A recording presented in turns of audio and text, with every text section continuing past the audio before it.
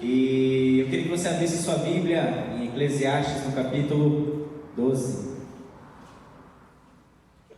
Queria falar um pouquinho sobre algo maravilhoso que até já aconteceu aqui de manhã.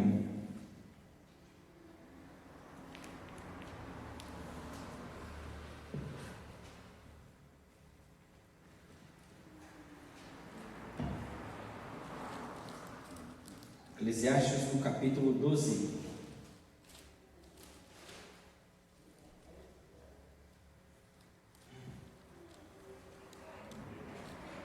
Deixa eu orar pela sua vida, pela minha vida, né? Esse povo gosta de orar, né? Tudo que vai fazer no culto tem que orar, é claro, né, irmãos? A gente tem que orar nossa comunhão com Deus, nosso contato com Deus, né? Vamos orar. Pai, nós agradecemos por este momento aqui, Senhor, por tudo que já vivenciamos até o presente momento, esse culto, e também por aquilo que o Senhor ainda fará, Senhor, ainda nos demais momentos deste culto e logo mais à noite, assim por diante. Deus, mas Senhor, eu falei apenas no momento do culto, eu creio também que o Senhor fará ao longo desse dia, porque o Senhor não está restrito a esta igreja, restrito a esse prédio, a esse local, a esse endereço aqui. O Senhor está conosco onde nós vamos, onde nós estivermos, o Senhor está conosco. E nesse momento, Senhor, nós queremos pedir para o Senhor acalmar a nossa mente, acalmar o nosso coração, para que possamos receber da Tua palavra, receber daquilo que o Senhor tem preparado para nós nessa manhã. Espírito Santo de Deus, dá sabedoria a mim na condução dessa palavra, mas eu peço que eu seja instrumento do Senhor para ministrar a palavra ao coração da Tua igreja, e que eu possa ser usado pela Tua palavra e não usá-la ao meu bel prazer, à minha vontade própria, Senhor. Mas Deus, em nome de Jesus, agora eu também repreendo em nome de Jesus tudo aquilo, Senhor, que possa tirar a nossa concentração. Foca a nossa mente, liga a nossa mente, o nosso coração, o nosso entendimento na Tua palavra, e traz revelação da Tua palavra nesse momento agora aos nossos corações. Nós Te adoramos, nós Te amamos, Deus, porque o Senhor é um Pai tão bondoso para conosco. O Senhor nos ensina com a Tua palavra, o Senhor nos instrui, o Senhor nos faz caminhar. Muito obrigado, Pai, em nome de Jesus, amém, aleluia. Eu quero ler com vocês, se vocês me permitirem, eu gostaria de ler o texto todo com vocês. E diz assim: lembre-se do seu Criador nos dias da sua mocidade, antes que venham os dias maus, e cheguem os anos em que você dirá: eu não tenho neles prazer. Lembre-se do Criador antes que se escureça o sol, a lua, estrelas, e as nuvens voltem depois da chuva. Lembre-se dele antes do dia em que tremerem os guardas da casa e os seus braços se encurvarem, os homens que no passado eram fortes, as suas pernas, e cessarem os moedores da sua boca, por já serem poucos, e escurecerem os que olham pela janela, os seus olhos. Faça isso antes que as portas da rua se fechem e o ruído das pedras do moinho se torne difícil de se ouvir. Quando você se levantar, a voz das aves e todas as harmonias, filhas da música, começarem a desaparecer. Quando você tiver medo do que é alto e se espantar no caminho. Quando florescer como a amendoeira e o gafanhoto lhe for um peso. E quando você perder o apetite, porque o ser humano vai à morada eterna, e os pranteadores andarão rodeando pela praça.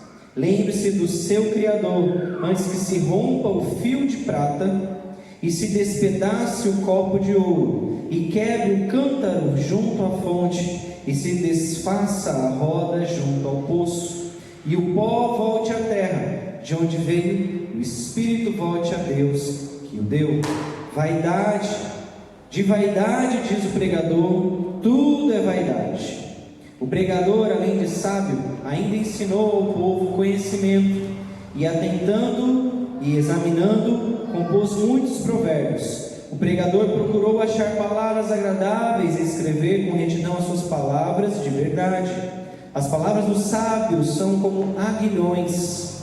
As coleções de sentenças são como pregos bem fixados. Elas provêm de um único pastor. 12. Além do mais, meu filho, leve em conta o seguinte: não há limites para fazer livro, e o estudar é enfado da carne. De tudo que se ouviu, a conclusão é esta: tema a Deus, guarde os seus mandamentos, porque isso é o dever de cada pessoa, porque Deus há de trazer juízo a todas as obras, até as que estão escondidas, quer sejam boas ou quer sejam más. Quantos aqui já tiveram a oportunidade de sentar uma pessoa, assim como como que é o nome do pai do senhor? Lineu. Para mim é o pai do pastor, o nome dele é pai do pastor, né? Lineu. Quantos já tiveram a oportunidade de sentar com alguém assim de avançada idade e pedir um conselho? Quem já fez isso? Eu já fiz isso. Você já fez? Levanta a mão e deixa eu ver quem que nem a mim já fez isso. É interessante que quando a gente estuda dentro da psicologia inteligência ou então raciocínio, ou então aquilo que você acredita como sendo o que te faz, a tua capacidade cognitiva de interpretar, de raciocinar, de calcular, de se expressar assim por diante, nós temos vários tipos de inteligência. Só que uma é especial, uma a gente chama de inteligência cristalizada, que é a inteligência que você acumula ao longo da sua vida, como um cristal que vai se formando ao longo dos séculos, né? É como se a inteligência ela fosse ficando consolidada, e coisas que você aprendeu ao longo da vida você não esquece. Quando nós nos tornamos velhos, nós como humanidade, existe algo que a gente chama de demências. Demências são frutos naturais da idade. Todos nós, não necessariamente, claro, né? Mas assim, o ser humano, né, tende a sua velhice esquecer das coisas, perder memórias, esquecer de pessoas, fatos, situações, né? A gente tem doenças assim como o Alzheimer, assim por diante, da qual a gente esquece as coisas, mas de uma maneira geral nós temos uma demência, nós esquecemos, o tempo fica tão longe, nossa memória fica tão fraca, devido a vários processos bioquímicos do nosso cérebro. Só que uma coisa que é interessante, a gente não esquece de coisas básicas, com exceção do Alzheimer, que às vezes esquece até de engolir a comida, né, porque é um processo diferente. Mas a pessoa que com o passar do tempo se torna bem velhinha e passa a esquecer das coisas, algumas coisas ela não esquece. E a gente chama isso ainda de conhecimento cristalizado, de inteligência cristalizada. Porque a nossa inteligência, parte da nossa inteligência é composta pela memória. Então lembra do seu Criador no dia da tua mocidade. Tudo que fazemos na nossa vida depende da nossa memória. Para você conseguir ter atenção para dirigir, você precisa da memória. E já pensou, você está dirigindo e esquece como é que é o lance dos pedais lá embaixo? Qual é o que? Qual é qual? Imagina se voltando para casa você esquece do caminho. Então todos os processos da nossa mente ela está envolvido como memória. Existe uma outra característica muito interessante, eu esqueci o nome agora, mas um neurocientista descobriu que quando você perde a sua memória do passado, a sua memória com relação, quando por algum motivo, seja por um acidente, ele descobriu por causa de um paciente que sofreu um acidente, ele perdeu uma área do cérebro que é responsável pela memória, e aí dentro desse acompanhamento desse paciente percebeu-se que ele não conseguia imaginar o futuro. Perguntava-se para ele sobre o futuro, e aí uma descrição, que é uma descrição bem clássica dentro do estudo da neurociência, ele falou assim: olha, eu imagino o futuro como uma sala vazia. Porque ele tinha todas as outras funções, ele não ficou lesado, não ficou sem conseguir, ele só não conseguia compreender o que é futuro. Então, o nosso passado, aquilo que vivemos, determina como iremos ver o nosso futuro. Porque, irmãos, é impossível imaginarmos um negócio que é abstrato, porque o futuro para nós é abstrato. Lá vai aí uma outra inteligência, raciocínio abstrato, né? Nós não conseguimos imaginar o abstrato, o que não existe, sem basear naquilo que nós conhecemos. Você já observou que todos os extraterrestres relatados em filmes e séries, eles têm traços antropomórficos, ou seja, têm traços de seres humanos? Eles têm geralmente boca, eles têm geralmente pés ou mãos, pode ser de formas diferentes, né? Porque aí tem que ir lá imaginar e viajar na maionese para não ficar um outro ser humano igual. Mas nós só entendemos o que nós vemos com base naquilo que nós já conhecemos antes. Nós não conseguimos imaginar algo que não exista no planeta Terra. Nós não conseguimos imaginar algo, por isso que é tão difícil a gente tentar imaginar o céu ou Deus. Nós precisamos responder a pergunta sobre o céu com base em elementos terrestres. Imagina, como você vai falar que o céu é feito de ruas de ouro? Será que Deus não tem capacidade para criar um elemento da tabela periódica muito mais precioso do que esse metal? Será que Deus ele não tem capacidade de formar coisas que eu e você nunca vimos e ouvimos? Olha o tamanho da dificuldade que nós vemos no Apocalipse de João tentar descrever as visões que ele tinha. Ele fala de pessoas que tinham muitos olhos, como que se fosse de tal e tal animal. Ele tinha asas como que se fosse de tal animal. Ele se movia de tal forma, porque a gente não consegue descrever o que é o céu. Porque o céu, quem voltou do céu para falar como é que é o céu?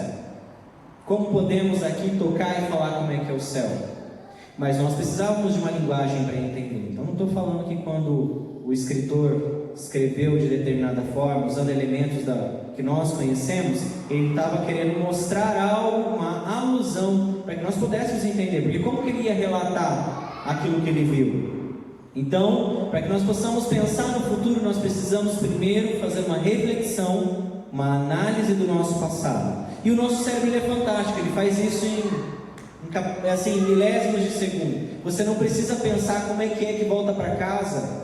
Você não precisa pensar, sua memória simplesmente te conduz. Você não precisa pensar como é que se mastiga ou como se engole, porque automaticamente teu cérebro faz isso por você. Você não precisa conscientemente fazer muitas coisas, porque nós temos processos secundários, terciários, e assim vai, que nos ajudam a refletir, imaginar, calcular e assim por diante. Você imagina como é tremendo e maravilhoso eu saber qual é a distância daqui até a minha Bíblia aqui? Olha a capacidade de cálculo. Porque se eu estivesse muito perto aqui e eu fizesse uma força desproporcional, eu poderia machucar minha mão, poderia derrubar isso aqui. Então o meu cérebro ele calcula tudo isso aqui. A distância. Você vê como que Deus é maravilhoso? Como Deus é maravilhoso? Tudo depende da nossa memória. Porque quando criança, o bebezinho, ao brincar, ele está memorizando e aprendendo capacidades. Quando nós olhamos para o texto bíblico, e eu olho especialmente para esse texto, eu lembro do que o seu Lineu fez agora há pouco. Ele veio trazer a oferta dele, e ele deu um conselho para a igreja. Ele falou: traga o dízimo. Algumas coisas eu não consegui entender, mas ele deu um conselho para a igreja. Irmãos, a Bíblia é um livro de conselhos, a Bíblia é um livro de sabedoria. Não existe livro igual a esse. Não existe, estou falando assim no aspecto humano, tá? Vamos chamar isso apenas de livro. A gente sabe que é muito mais do que um livro, mas não existe livro igual a esse. Não existe compêndio de sabedoria semelhante a este. Aquilo que nós tínhamos como bibliotecas de conhecimentos acumulados foram queimados ao longo da história. Biblioteca de Alexandria. Tinha uma biblioteca que era árabe lá, que eu esqueci o nome agora também, que tinha muitos conhecimentos acumulados nela. Tudo queimado, mas o que sobra? Sobra as palavras que nunca vão mudar. E por mais que essa palavra que fosse queimada, a revelação do Deus ainda está conosco, amém? Então a revelação do escritor ainda está conosco, porque Deus se revela conosco a todos os momentos. Mas o texto bíblico diz: lembra do teu Criador no dia da tua mocidade. O texto fala, um dia, aqui, quando nós começamos a ler o texto, ele fala: lembra-se do Criador no dia da tua mocidade, antes que venham os dias maus e cheguem os anos em que você dirá: não tenho neles prazer. Se você parar para pensar, e eu não quero fazer assim parafraseadamente, mas ele fala aqui, olha, de quando a porta da rua se fechar. Mas por que a porta da rua vai se fechar? Porque você não tem liberdade para ir e vir onde você quiser. Seu pai tem liberdade para ir e vir onde quiser, pastor? Não tem nem como, né? Quando não tiver mais força nos seus braços. E ele fala daqueles que protegem a casa. Quando até a sua arrogância e sua prepotência deixarem de existir, porque você precisa de alguém para te dar banho, alguém para te ajudar a levantar. Hoje nós não entendemos isso, porque nós não passamos por isso ainda, é abstrato. É abstrato. Nós podemos ver uma pessoa de longa idade e ter uma referência nela. Mas a reflexão é, irmãos, o que faremos nós quando chegar esse dia? Como seremos? Eclesiastes, o nome Eclesiastes no original é Coelet. Coelet tem a ideia, aqui você pode ver que algumas traduções traz o pregador, mas ele pode ser o colecionador, aquele que acumula conhecimento, né? Nós, por referência, dizemos que o Eclesiastes pode ter sido escrito por Salomão, mas não significa que foi Salomão que escreveu. Mas ele também se chama de colecionador aqui, porque ele juntou todos os conselhos e a sabedoria que ele tinha e juntou num livro e falou assim: você é jovem, você tem força ainda, você tem garra para trabalhar, para subir, para escalar, para correr, para pular. Lembra do teu Criador, porque de tudo, e ele fala lá no finalzinho do capítulo, de todos os conselhos, né? De tudo que você ouviu, a conclusão é essa: tema a Deus e guarde os seus mandamentos, porque isso é dever de cada pessoa. E temos esquecido que um dia os nossos olhos vão se escurecer. Nós esquecemos que um dia os nossos ossos se tornarão fracos. O que nós vamos fazer dos longos anos das nossas vidas? O que nós vamos fazer com tudo aquilo que a gente acumulou? O que faremos com aquilo que você lutou tanto para conquistar? Não estou nessa manhã aqui tentando trazer uma desmotivação sobre você atingir seus planos, seus objetivos. Claro que não. Porque eu acredito que a gente vive por causa dos nossos objetivos. Nós vivemos por causa dos nossos objetivos. Pessoas que não têm objetivos de vida, elas não vivem. Já observaram isso? Né? Porque qual que seria o propósito da nossa existência? Pessoa que não tem um objetivo, por que você estuda? Por que você trabalha? Por que você usa roupa? Né? Tudo tem um objetivo. Tudo tem um porquê. E nós precisamos entender que daquilo que nós mais desejamos, a palavra é única. Lembra-se do seu Criador. A palavra da Aurinete foi uma palavra muito legal no domingo passado, porque ela falou sobre isso, né? O que é essencial, o que é primordial, né? O que nós precisamos fazer realmente. E essa palavra também vem de encontro. Ela vem de encontro nesse sentido. O que temos feito com aquilo que é pecado e não é errado, estudarmos muito. Até mesmo porque o escritor aqui diz, olha, porque o estudar é enfado da carne, ou seja, é um cansaço nosso. A gente vai ter que sempre acumular conhecimento, e estudar é acumular conhecimento. Nós sempre teremos que aprender coisas novas. Não existe aquele, enquanto em vida, que não possa aprender algo, que não possa viver algo. Então há um conselho aqui, nós podemos viver a nossa vida, devemos viver a nossa vida, devemos sonhar, planejar, calcular, somar, acumular. Podemos ter a casa que desejamos, podemos ter o carro que queremos. Isso não é pecado. A Bíblia não diz que isso é pecado.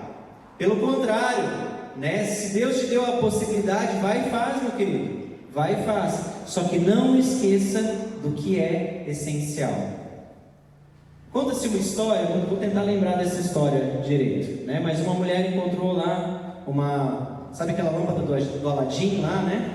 Uma lâmpada com gênio e tal. E aí ele falou assim: olha, tudo que você quiser está dentro daquela caverna ali, né? Está lá dentro daquela caverna. Lá tem riquezas infinitas para você e seu filho poderem viver a vida do jeito que você quiser. Uma mulher muito pobre que tinha um filho. E ela falou assim: opa, então vou entrar lá. Entrou dentro da caverna, começou a correr. E o gênio falou: você não esqueça do que é essencial. Não esqueça do que é essencial. E o tempo estava se acabando, e a caverna foi fechando, a caverna foi fechando.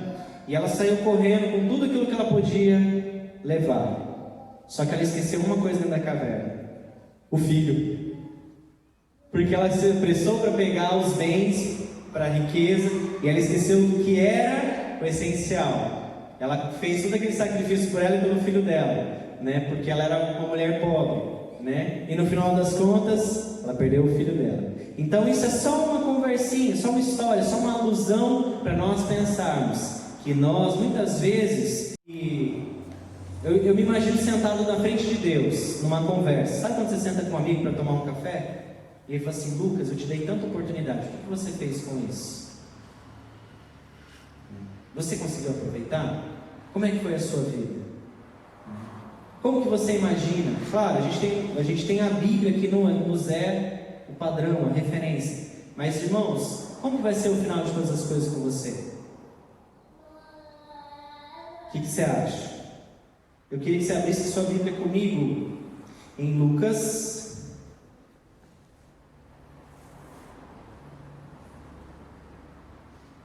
Deixa ela aberta aí, Lucas no capítulo 10. Queria pensar rapidamente com algumas reflexões com vocês, né?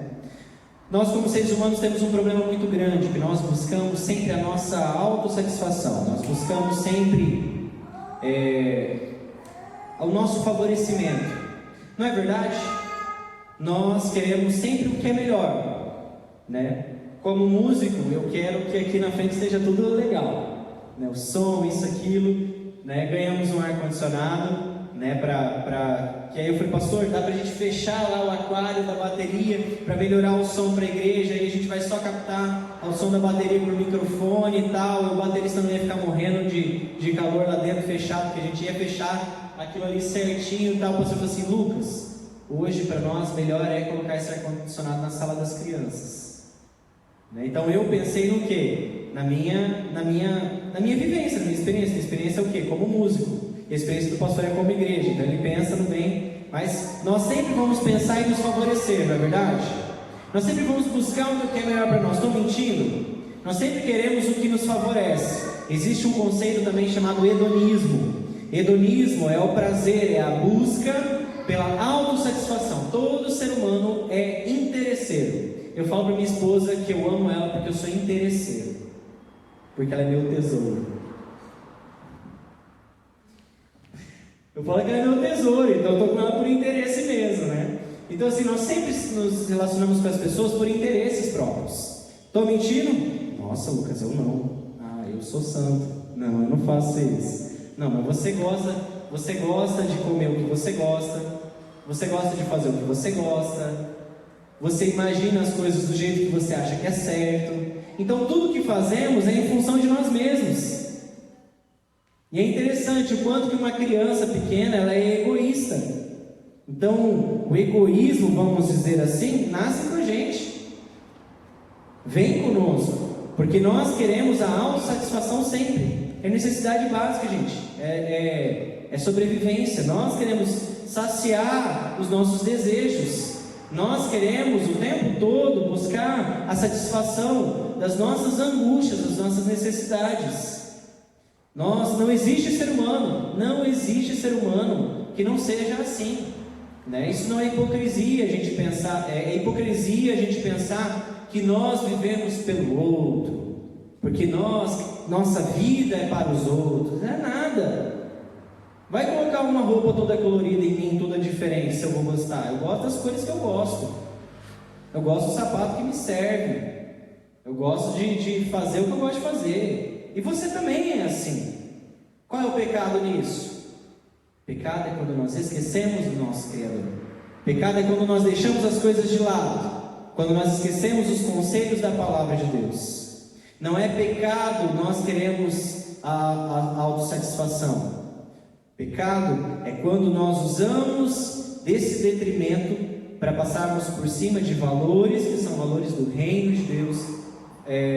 Quando é errado quando nós usamos desse subterfúgio, dessa vontade nossa para passar por cima de pessoas. Eu estou saindo de conceitos da palavra, agora vou falar num conceito humano, né? Falei sábado, foi sábado passado que a gente teve o culto, né? Bom, sábado passado foi ontem, retrasado, né? Tava falando sobre essa questão da... Eu até esqueci, me perdi pensando no culto, né? Mas nós acabamos vivendo tentando nos satisfazer, irmãos, e esse é o problema. O problema é quando nós esquecemos dos valores fundamentais da palavra de Deus para nós. Não é errado nós vivermos a nossa vida em busca dos nossos sonhos. Errado é se Deus for esquecido, e os valores da palavra forem esquecidos, né? Mas vamos lá para Lucas, e eu queria falar com vocês especificamente sobre esse texto. E eu acho que esse texto ele vem para nós, né? Jesus ele manda 2 vezes os discípulos. Ele separa os 12 e ele envia 70, né? Em momentos distintos, né? E o texto diz assim: vão, versículo 3, tá? Lucas 10, 3 até o 12. Ele diz assim: vão, eis que eu os envio como cordeiro no meio de lobos.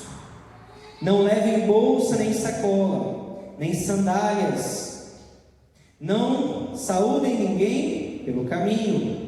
Ao entrarem numa casa, digam primeiro: paz seja nesta casa. Se houver ali uma pessoa que ama a paz, sobre ela pousará a paz de vocês. Se não houver, a paz voltará sobre vocês. Fiquem na mesma casa, comendo e bebendo do que eles tiverem, porque o trabalhador é digno do seu salário. Não fiquem mudando de casa em casa. Quando entrarem numa cidade e ali forem bem recebidos, comam do que lhe for oferecido. Curem os doentes que nela houver e diga ao povo dali: o reino de Deus se aproximou de vocês. Porém, quando entrarem numa cidade e não forem bem recebidos, saiam pelas ruas dizendo: até o pó dessa cidade que grudou nos nossos pés sacudiremos contra vocês. No entanto, saibam que está próximo o reino de Deus. Eu digo a vocês que naquele dia haverá menor rigor para Sodoma do que para aquela cidade. Em algumas versões, algumas traduções, Jesus fala assim: olha, não leva 2 sandálias, não leva 2 capas. Você não precisa levar coisas a mais. E quando eu estava lendo o texto de Eclesiastes, me veio esse texto na memória. Porque Jesus, ele nos comissiona. Jesus, ele nos dá um norte para onde temos que ir. Comecei falando sobre memória, sobre inteligência, sobre futuro, né? Nós, como cristãos, sabemos qual é o nosso futuro, amém? Amém? Nosso futuro é o céu, amém? Amém. Tem alguém que duvida disso? Vou fazer um apelo agora, né? Mas o nosso futuro é o céu. O nosso futuro não é aqui. Só que Jesus fala assim: olha, só que nesse meio tempo aí, vão. Não se preocupem em levar 2 sandálias ou 2 capas. Jesus estava falando assim: olha, fica tranquilo que a provisão eu darei a você. Esse texto, separei esse texto, trouxe esse texto porque ele é um texto muito simples, que Jesus fala assim: qual que é a sua preocupação? Qual é a sua missão? Anunciar. E o resto, Jesus, fica tranquilo que eu vou cuidar de você. Por isso, você já pensou o cara ficar lá um tempão sem tomar banho, sem trocar de roupa? Jesus estava falando que eles não podiam tomar banho, não podiam trocar de roupa? Jesus falou isso para eles? Não falou. E eles trocaram de roupa, tomaram banho? Creio que sim, né? Mas o texto ensina da boca de Jesus que no caminho, nessa nossa jornada, quem vai nos sustentar? Quem que vai nos sustentar? Deus, o próprio Deus o sustenta. O texto fala assim, olha, se você entrar numa casa, fica nela até a hora de você ir embora. Sabe por quê? Eu fico pensando assim, né? Se você é uma pessoa querida, você recebe muitos convites para almoçar em muitos lugares, não? O pastor geralmente é o cara que com certeza recebe. Não recebe, não, pastor? Misericórdia, Jesus, vou mudar de igreja, que eu quero que o povo me chame para comer na casa deles, pastor, né? Mas em tese, né? O pastor deveria ser o cara que você compete com os outros irmãos para chamar ele para almoçar domingo na sua casa, né? Porque é uma pessoa querida, você quer alguém que possa te trazer conhecimento, sabedoria, alguém que cuida da sua vida, que é o pastor e assim por diante. Então, naturalmente, os discípulos, ao entrarem numa casa, às vezes poderia ser uma casa simples, poderia ser uma casa onde eles iam comer só arroz e ovo, e poderia alguém daquele caminho lá, estou só fazendo uma alusão, tá? Isso aqui não é bíblico, estou só viajando na maionese do Lucas aqui, né? A ideia é que, olha, naturalmente vocês podem receber convite para ir para uma casa melhor, mas não precisa ir, fica onde você está. Eu vejo até mesmo no texto falando da nossa arrogância. Irmãos, eu acho que o problema é a nossa arrogância. Acho que o problema é essa nossa necessidade de autossatisfação. Porque eu acho que as coisas têm que ser do jeito que eu acho. Porque eu quero que as coisas sejam do jeito que eu quero que elas sejam. E esse é o problema. Por que no reino de Deus, seguir as coisas no reino de Deus é tão difícil? Porque nós não vivemos a nossa vontade. Nós vivemos a vontade das coisas do Pai. É difícil nós pensarmos que Jesus fala para nós, olha, não se preocupa com as coisas, não acumula as coisas. Jesus está falando assim, ó, só confia e vai, eu vou te dar as coisas no meio do caminho, eu vou manter vocês. É difícil para nós entendermos isso. Não é verdade? Estou sendo hipócrita, gente. Não, eu quero trocar de carro, eu quero uma casa maior, melhor, eu quero para minha filha o melhor que eu possa dar a ela. Natural. Só que quando nós olhamos para a Bíblia e nós vemos a dependência em Deus, nós pensamos assim, o negócio é mais diferente do que eu estou imaginando. É pecado eu querer trocar de carro? É claro que não. E se Deus me permitir, eu vou trocar de carro. Quando? Não sei. Não estou preocupado com isso no momento. Mas, irmãos, o que eu quero dizer, e juntando as duas palavras, é que os dois textos é que nós somos discípulos. E o discípulo precisa lembrar do seu Criador. O discípulo precisa lembrar da palavra do Mestre. O discípulo precisa lembrar de onde ele vem. E eu queria terminar essa palavra lembrando de algo. Gênesis 3, no capítulo 5, diz o seguinte: porque Deus sabe que no dia que vocês comerem dele, os olhos de vocês se abrirão como de Deus, e vocês serão conhecedores do bem e do mal. Foi a proposta da serpente para Adão e Eva. O pecado fundamental da humanidade não foi o morder, não foi a desobediência, foi o querer ser igual a Deus. E quando nós vivemos a nossa vida esquecendo do nosso Criador, nós estamos voltando lá no pecado original da humanidade. Nós estamos querendo fazer a nossa vida do jeito que nós queremos viver a nossa vida. E o discípulo é aquele que ouve a palavra do Mestre, aplica e vive, porque um dia, voltando para Eclesiastes, um dia, eu e você estaremos diante do nosso Criador, e o que nós vivemos para Ele? Então essa palavra nessa manhã é uma palavra de sabedoria para nós, uma palavra de reflexão. Não é pecado você querer conquistar as coisas, pecado é você colocar as coisas à frente das coisas de Deus. Não é pecado você trabalhar muito. Pecado é quando você deixa de servir a Deus por causa do seu pecado, pelo seu trabalho, perdão. Não é pecado estudar bastante. Pecado é você esquecer das coisas de Deus em detrimento do seu estudo. Não é pecado você amar a sua esposa, seu namorado, seu filho, sua filha. Pecado é você colocar seu filho, sua filha, seu namorado, seu marido e assim vai, acima de Deus. Isso é errado. Porque se nós temos um Criador, se nós temos alguém que cuida de nós, escolhe a nossa vida, irmão, sabe o que eu acho mais lindo na palavra? É que Jesus falou, fica tranquilo, eu vou cuidar de vocês.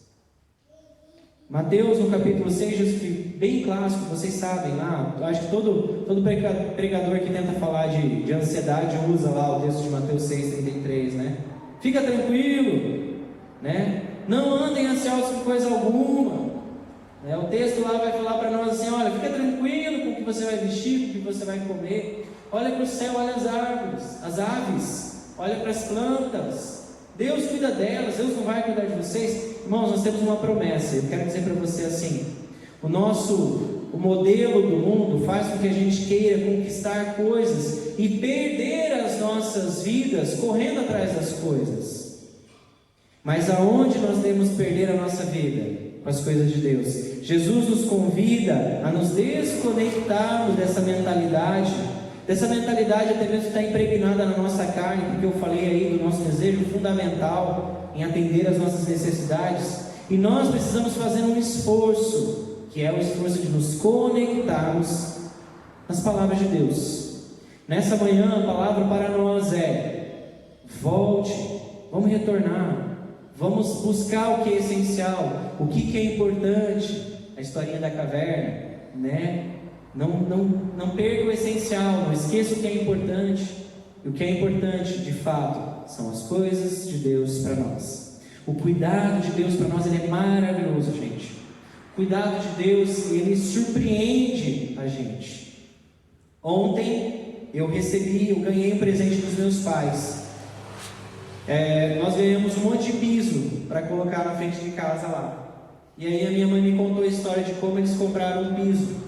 Eles conheciam uma pessoa que tinha contato com um banco lá do Itaú lá. E aí o banco ele compra muito material para reformar as agências, assim vai. E aí tinha lá um material no estoque que o banco estava se desfazendo, né, que não era necessário mais. O banco geralmente troca o layout, troca as agências, muda tudo dentro de uma agência, assim vai. E aí, resumindo a história, meus pais compraram assim muitos pisos por um valor ridículo, né? E aí minha mãe contando essa história, ela falou assim: Lucas, como Deus abençoa vocês? Ela falou assim: porque eu e seu pai tínhamos pensado que a gente queria ajudar vocês a colocar o piso na frente da casa, porque a Sofia está aí, lá na frente da minha casa só tá no contrapiso e tal, então para o bebê engatinhar é legal ter um piso, né? E aí eles pensaram nisso e Deus abriu uma oportunidade, uma situação para eles. Irmãos, isso é ou não é provisão de Deus? Com certeza. É ou não é provisão de Deus? Mas só acontece com o Lucas porque o Lucas é pregador da palavra. Porque o Lucas, ele é um cara diferente. Não, eu quero dizer para você que Deus faz isso na sua vida também. Só que o problema é que muitas vezes Deus faz isso na nossa vida e a gente acha que é obra do acaso. A gente ainda canta que o acaso vai nos proteger, né? A humanidade canta isso, misericórdia. O nome da música ainda é epitáfio. Epitáfio é aquelas palavras que você coloca na pedra lá do túmulo. Isso é epitáfio, né? Irmãos, misericórdia. Nós precisamos entender que Deus nos dá todas as coisas. Deus faz, a Bíblia diz, Jesus diz que Deus faz chover sobre bons e maus. A Bíblia fala isso. Isso significa que Deus, ele cuida de todos. E ele não vai cuidar ainda mais de você, se você é servo dele? Eu sou meio doido, irmãos. Por isso que eu fiz psicologia, para tentar me entender. Eu olho para as árvores e eu tenho inveja das árvores. Ela não precisa trabalhar, ela não precisa correr, ela não precisa cuidar de gente, ela não tem que exercer liderança, ela não precisa correr atrás do alimento, ela não precisa fazer nada. Sabe qual que é a função de uma árvore? Apontar para o céu e florescer. É a vida do crente. Essa tinha que ser a vida do crente. É por isso que eu invejo uma árvore, porque ela vive totalmente na dependência de Deus. E sabe o que Deus quer para mim e para você? E Deus nos deu um presente muito maior do que deu a uma árvore. Deus nos deu a oportunidade de desfrutarmos de tudo isso. Deus cuida de mim e cuida de você. Lembra do teu Criador. A palavra não é uma palavra de pressão, de lembra, hein? Você vai ser castigado, hein? Não é isso. Lembra do teu Criador no dia da tua mocidade, para que seja bom os seus dias, para que se prolonguem os seus dias sobre a terra. Porque as palavras de Deus para nós, as bênçãos de Deus, as promessas de Deus vêm com um propósito, vêm com um porquê. Por que nós respeitamos pai e mãe? Para que se prolongue seus dias sobre a terra, e assim vai. As palavras de Deus para nós é para que tenhamos uma vida maravilhosa. Deus quer que eu e você tenhamos uma vida maravilhosa. Nós só precisamos parar de olhar para o lugar errado e redirecionar as nossas mentes para o lugar correto. Lembra do teu Criador. Enquanto você consegue ir para a igreja no domingo de manhã, com meios próprios, do jeito próprio.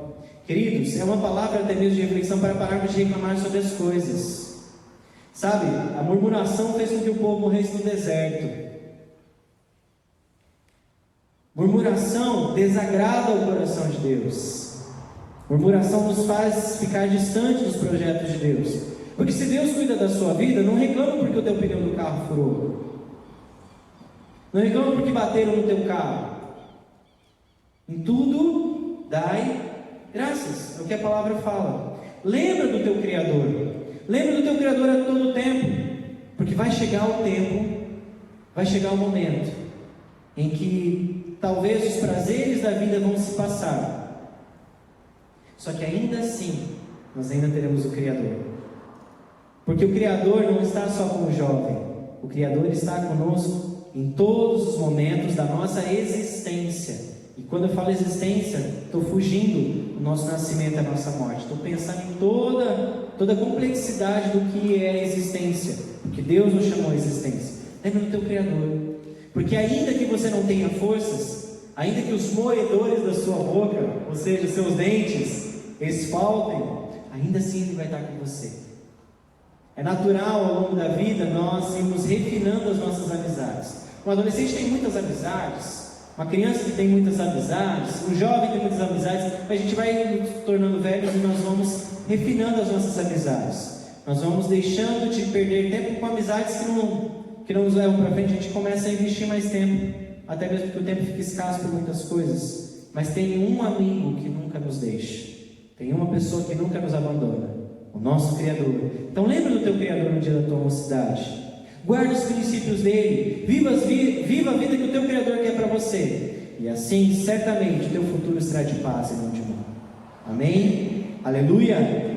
É uma palavra tremenda, irmãos. Meu coração está cheio dessa palavra, porque eu sei que eu posso olhar para o futuro. Não interessa a pandemia, não interessa a economia do país, não interessa se vai ter terceira guerra mundial, não interessa. Se eu lembrar do meu Criador, se o meu Criador, eu não me afastar dele, se eu viver como Jesus fala para os seus discípulos, vivam na dependência, e só se preocupem com uma coisa, se preocupem com uma coisa só, Igreja Batista Itatiaia: viva a palavra, pregue a palavra. Irmãos, o resto é detalhes. Queridos, Deus vai te levar para a praia que você quer ir, Deus vai te dar a oportunidade de você ter o carro que você deseja ter, Deus vai te dar a oportunidade de fazer muitas coisas, de fazer a faculdade, de estudar, de casar. Amém para os irmãos e irmãs solteiras aí, né? Então assim, Deus vai nos dar a oportunidade. Isso não é pecado, porque Deus não nos fez discípulos para sermos pessoas infelizes e robôs automatizados para fazer uma coisa só. Deus cuida de nós, senão Ele não tinha criado tudo isso que nós vemos aqui, de belezas naturais, assim por diante, dado capacidade para nós, né? Ser crente não significa ser alguém que não tem prazer na vida, né? Mas pelo contrário, ser crente é ter prazer na vida, e melhor ainda, ter prazer na vida sabendo que vem das mãos de Deus, e sabendo que aquilo que falta para mim e para você, Ele vai dar. Amém? Vamos ficar em pé? Vamos orar e agradecer a Deus.